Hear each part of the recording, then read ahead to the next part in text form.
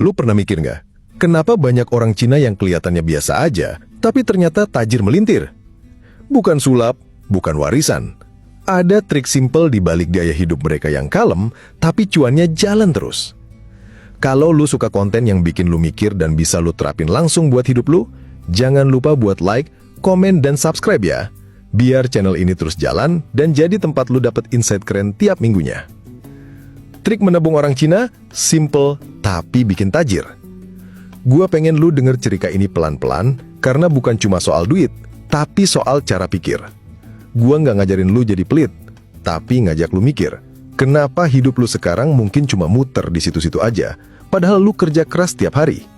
Dan jawaban paling sering gua temuin ada di satu hal, cara lu nyimpen uang. Lu tahu nggak? Buat orang Cina, nabung itu bukan opsi, tapi budaya.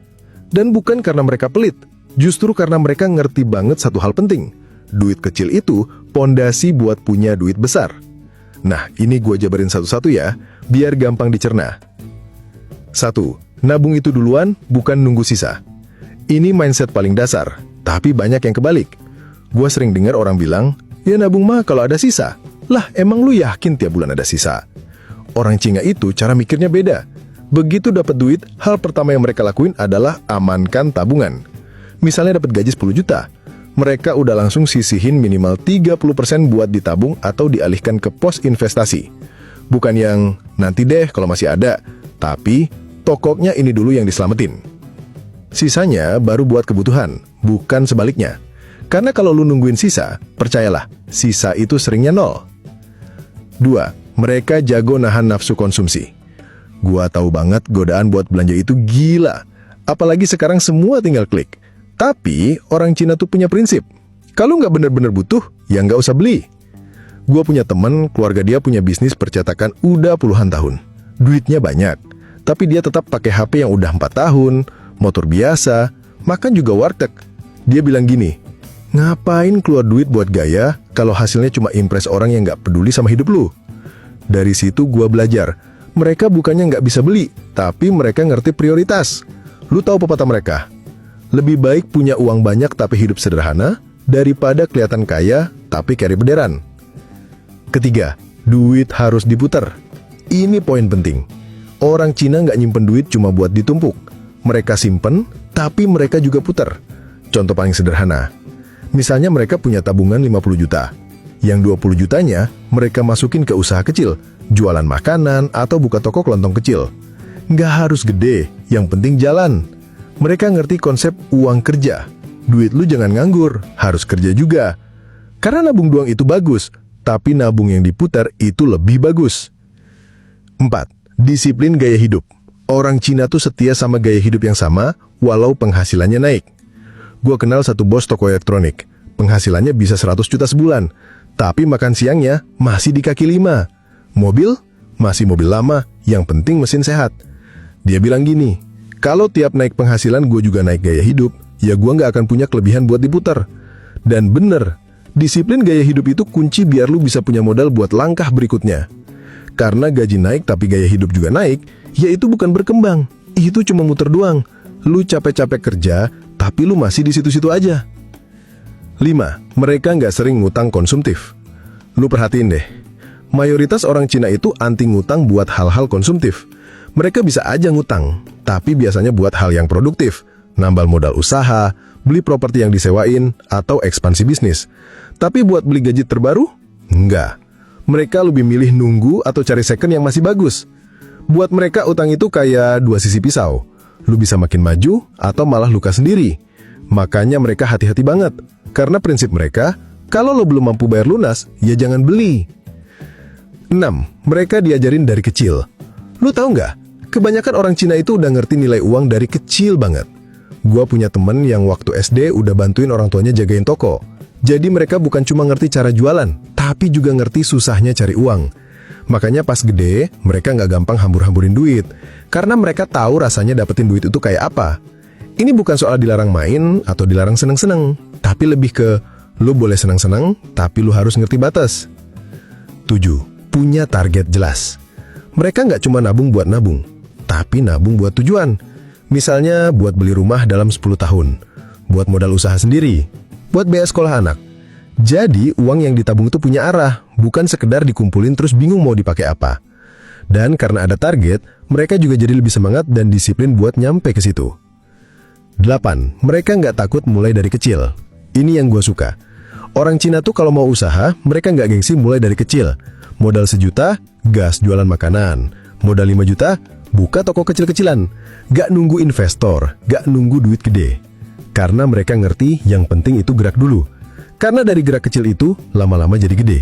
Dan pas duitnya udah ngumpul, mereka bisa buka cabang, tambah barang, atau naikin skala usaha.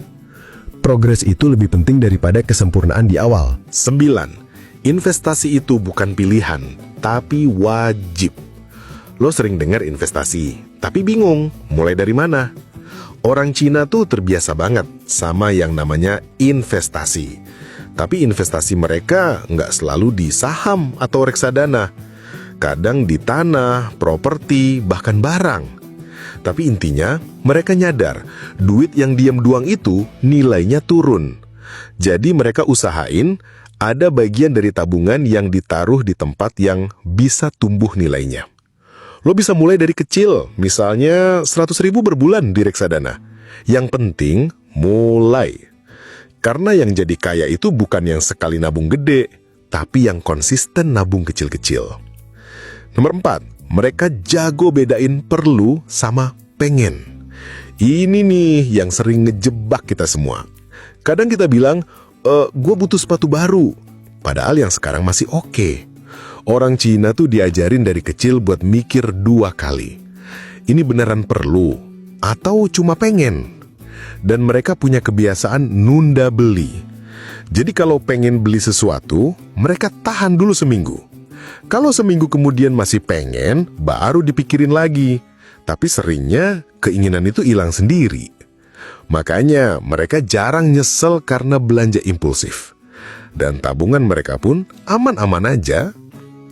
Nomor 11, mereka punya catatan keuangan, walau sederhana. Gue lihat banyak dari mereka tuh rajin nyatet pemasukan dan pengeluaran. Bahkan cuma pakai buku kecil atau catatan di HP. Tapi itu penting, karena dari situ mereka bisa tahu duitnya habis kemana aja, pos mana yang kebanyakan, apa yang bisa digurangin. Dan ini ngebantu banget buat ngatur keuangan, karena lo nggak bisa ngatur apa yang lo nggak tahu. Nomor 12, mereka nggak takut hidup biasa. Banyak dari mereka sadar hidup enak itu bukan dari barang branded, tapi dari rasa aman, bebas utang, dan punya pegangan. Makanya, walaupun penghasilannya tinggi, mereka nggak buru-buru upgrade gaya hidup. Yang penting anak bisa sekolah, orang tua keurus, dan mereka tidur tenang tiap malam. Lo pikir itu boring? Justru itu damai. Karena mereka nggak dikejar cicilan, nggak pusing akhir bulan, dan bisa nabung terus. Lo pikir itu boring? Justru itu damai. Karena mereka nggak dikejar cicilan, nggak pusing akhir bulan, dan bisa nabung terus. Nomor 13, mereka bukan anti nikmatin hidup, tapi tahu kapan waktunya. Ini penting, banyak yang salah kira orang Cina tuh pelit. Padahal bukan. Mereka bisa banget liburan, makan enak, beli barang mahal. Tapi mereka lakuin itu setelah target keuangan mereka aman. Gue pernah diajak makan di restoran mahal sama temen gue yang Cina. Dia bilang, sekali-sekali reward buat diri sendiri. Tapi dia juga bilang, itu dilakuin setelah saving dan invest udah beres. Jadi nikmatin hidup tetap jalan, tapi bukan jadi prioritas nomor 1. Dan itu bikin hidup lebih seimbang. Trik-trik tadi tuh simple, tapi bukan berarti gampang dijalanin. Butuh waktu, butuh disiplin, dan butuh sabar. Tapi kalau lo mau keluar dari lingkaran gaji habis sebelum tanggal, kalau lo mau punya pegangan yang bikin lo tenang, kalau lo mau bisa tidur nyenyak tanpa mikirin utang, lo bisa mulai dari sekarang. Nggak usah langsung gede, mulai dari 50.000 seminggu. Atau 10% dari gaji lo tiap bulan. Yang penting lo mulai dan lo tahan. Karena dari situlah perjalanan jadi tajir beneran dimulai. Pelan tapi pasti, Simple tapi konsisten, dan diam-diam lo bakal lebih jauh dari orang lain yang cuma sibuk kelihatan sukses. Kalau menurut lo video ini bikin lo mikir ulang soal keuangan lo sendiri, bantu gua share ke teman-teman lo juga. Jangan lupa like, komen, dan subscribe. Biar lo nggak ketinggalan konten yang bisa bantu lo hidup lebih waras dan lebih cuan. Sampai ketemu di video selanjutnya. Jaga diri, jaga duit. Gas pelan tapi pasti.